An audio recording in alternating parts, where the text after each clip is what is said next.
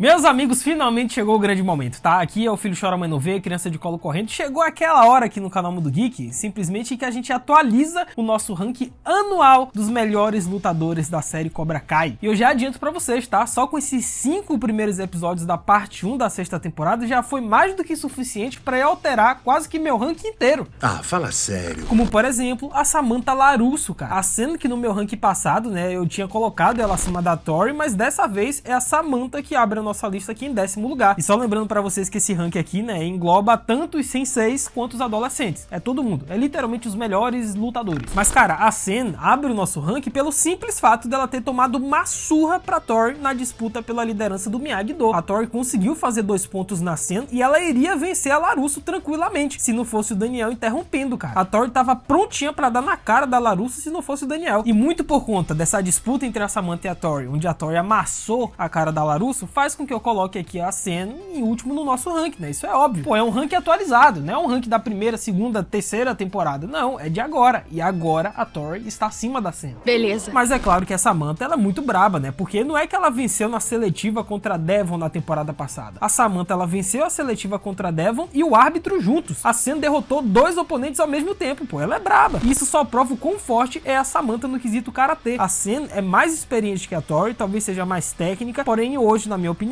como eu disse, é um ranking atualizado, ela não está em um nível melhor do que a Tori. Pois em 9º lugar, como eu disse, é óbvio, a Tori se encontra acima da Samantha, porque, cara, é aquela coisa. A Tori pode não ser a mais técnica, pode não ser a mais experiente, mas ela tá vivendo um momento melhor, é mais agressiva e ela tá com sangue no olho, velho. A Tori tem um estilo de luta mais agressivo, né, por conta do Cobra Kai, ela tem a velocidade, agilidade, brutalidade, já praticava o kickboxing antes do karatê, ela passou seus conhecimentos pra Devon, ou seja, a Tori está se tornando uma das lutadoras mais experientes também dessa série. E nos confrontos contra a Sen, é o que eu disse antes, na luta da escola, a Sen venceu o X1, no torneio regional, a Tori venceu, apesar de ter sido uma vitória injusta, né, porque a Samantha fez os pontos necessários, mas é claro que o árbitro roubou por conta do Terry Silver. E na hora do tira-teima, que foi essa sexta temporada agora, a gente viu que a Tori simplesmente amassou a cara da Samantha. Ela motivada pela raiva, pelo ódio, agressiva a Tori, aí não tem como. A Tori é melhor lutadora do que a Samantha. Pode não ser a mais técnica, mais experiente, mas, meu amigo, só a agressividade da Tori já é o suficiente. Mas e aí, vocês concordam, discordam? Comenta embaixo os pontos de vocês, bora interagir, é o momento da gente, pô, é hora de comentar. Em 8º lugar, e eu falo isso com tristeza no coração, porque isso não deveria ter acontecido, nem a pau era pra ter acontecido, e roteiro de Cobra Kai, vocês me pagam, vocês me devem, porque o Falcão tá em 8º lugar por causa do roteiro de Cobra Kai. Não é porque ele é fraco, então porque ele é inferior a Rob Miguel, por causa do roteiro, porque vocês enfraqueceram o Falcão nessa última temporada. Vocês simplesmente nerfaram um dos melhores personagens dessa série. Tô revoltado. Como é que é?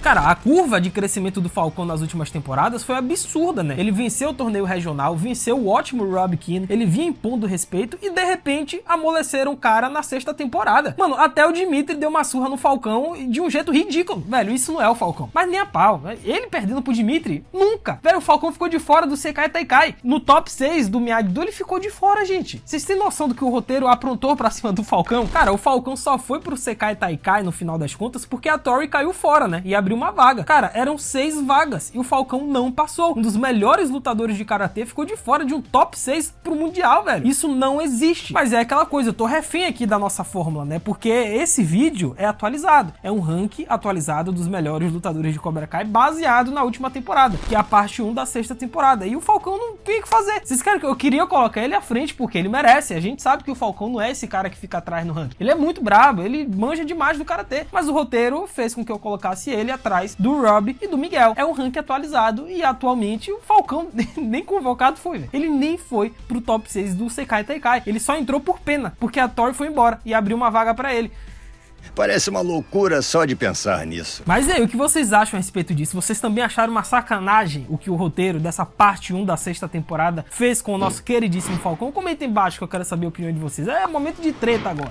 Em 7º lugar temos o nosso queridíssimo Miguelito Dias, cara. O Miguel aqui no nosso último ranking, né, do ano passado, na 5ª temporada, ele estava à frente do Rob. Mas aqui agora não tem como, né, gente? Depois desses eventos da parte 1, que ele tomou uma surra pro Rob de virada ainda por cima, aí não tem como, né? É um ranking atualizado atualizado. E hoje, no momento, o Robbie, ele tá numa fase bem melhor do que o Miguel. Mas, cara, o que é que eu tenho pra falar do Miguel que eu já não tenha falado antes, né? Assim, ele pode não estar no seu melhor momento muito por conta das inúmeras lesões que ele teve nas últimas temporadas. Mas pra mim, o Miguel continua sendo talvez o melhor lutador e o mais técnico entre os adolescentes. O Robbie pode ter vencido ele na 6ª temporada, mas o Miguel, pra mim, continua sendo mais técnico, velho. O Miguel venceu o primeiro torneio pra cima do Robbie. Na 5ª temporada, na briga clandestina lá, o Miguel venceu também o Robbie. Afinal, o Miguel teve compaixão no final, porque senão ele teria arremessado o Robbie lá embaixo. Cara, o Miguel, ele continua sendo brabíssimo, não tem como. É um dos melhores, um dos mais técnicos, não tem jeito. E em 6º lugar, o já citado, óbvio, Robbie Keane. O Robbie conquistou seu lugar acima do Miguel aqui no nosso ranking atualizado, baseado nessa 6ª temporada, por conta do teste, né, cara, pra ver quem seria o novo capitão do Miyagi-Do. E quem venceu de virada foi o Robbie. Aí não tem o que fazer, velho. E tudo bem que o Robbie tem um longo histórico com o Miguel, né, ambos já se enfrentaram diversas vezes e na maioria desses momentos o Miguel pode até ter levado a melhor, mas o Robbie a gente já conhece, né, ele domina tanto o estilo de luta do Miyagi-Do quanto o Cobra Kai. Em diversos momentos ele foi o sensei pros seus alunos, ele é muito habilidoso, ele consegue ter uma defesa sólida e sai muito rápido nos contra-ataques. Quando ele fica biruta da cabeça, pior ainda, né, porque aí ele se torna agressivo, ao melhor estilo Cobra Kai, como foi o caso dos garotos lá na prisão. Ele bate de frente com o Falcão, com o Miguel, ou seja, é o Robbie Keane e a gente sabe que ele é um dos melhores lutadores da série. E ainda mais agora que ele se tornou o capitão oficial que vai representar o Miyagi-Do lá no Sekai Taikai, gente. Então só por esse motivo dele ser o capitão do time e ter vencido o seu principal rival ao longo de toda a série, faz com que o Robbie esteja à frente do Miguel. Goste você ou não, é o que eu disse, pra mim o Miguel continua sendo, no saldo geral, melhor lutador do que o Robbie, até porque ele venceu mais vezes o Robbie. Mas hoje, ranking atualizado,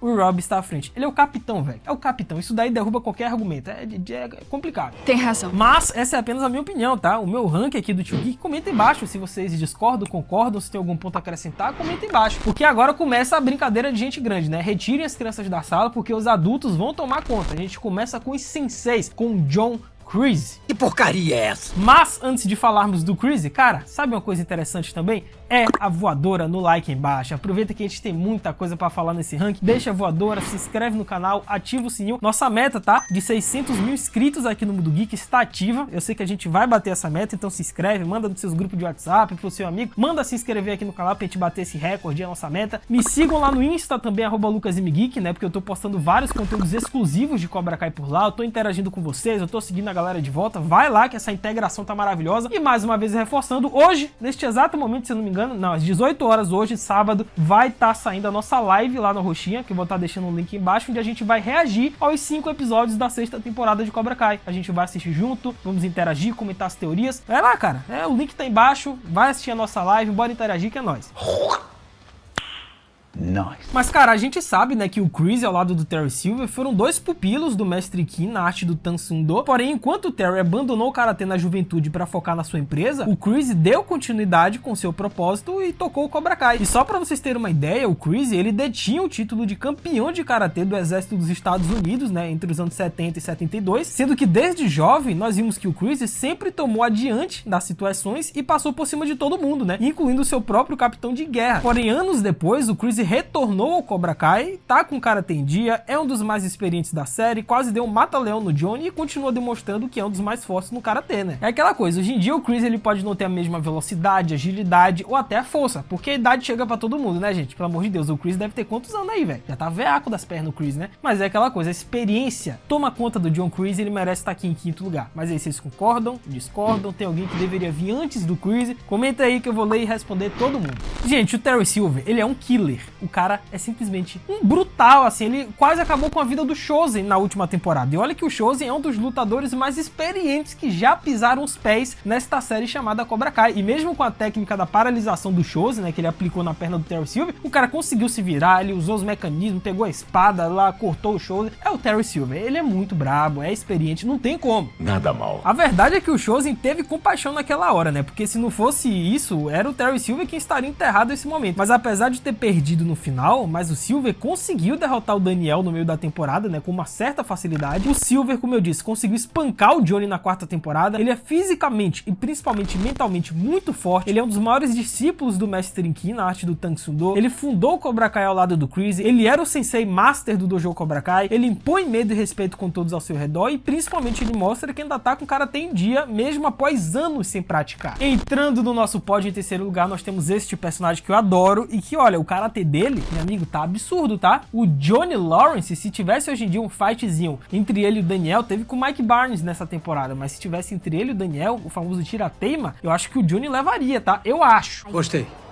Agora você tá falando a minha língua. Tudo bem que o Terry Silver conseguiu derrotar tanto o Johnny quanto o Daniel, mas convenhamos que foi em circunstâncias bem específicas, né? Porque na luta contra o Johnny, o Lawrence, ele tava bêbado, e contra o Daniel no apartamento da Raya, o Daniel também não tava lá muito bem da cabeça. Tanto é que no final, o Daniel meteu o golpe da garça e o rabo de cavalo Silver se lascou. Mas, cara, não tem como negar, né? O Johnny ainda continua sendo muito brabo. O Johnny simplesmente venceu quase todos os senseis do Terry Silver na quinta temporada. E olha que ele e o Chosen suaram sangue pra poder derrotar um sensei, mas no final o Johnny encontrou forças e conseguiu derrotar quase todos os senseis ao mesmo tempo. O Johnny é bicampeão do torneio regional, é o melhor aluno da história do dojo Cobra Kai, palavras do próprio John Kreese, inclusive, né? Possui uma técnica muito apurada, apesar da idade, consegue lidar frente a frente com qualquer um na luta do karatê hoje em dia, sejam eles senseis ao mesmo tempo, então Daniel em um tatame. Não tem o que argumentar, cara. Hoje, se você fizer um top 3 de maiores lutadores da série Cobra Kai e não colocar o Johnny, aí tá errado. Você tá errado, mas e aí, vocês concordam, discordam? Comenta embaixo que eu vou estar lendo e respondendo todo mundo. O Johnny continua brabo, e eu acho que vai ter, tá? Eu acho que nessa última temporada, na terceira parte, vai ter o tira-teima. Vai ter o Last Dance, a última luta entre Johnny e Daniel. Quem vocês acham que venceria hoje em dia uma luta dessa? Johnny ou Daniel? Comenta aí.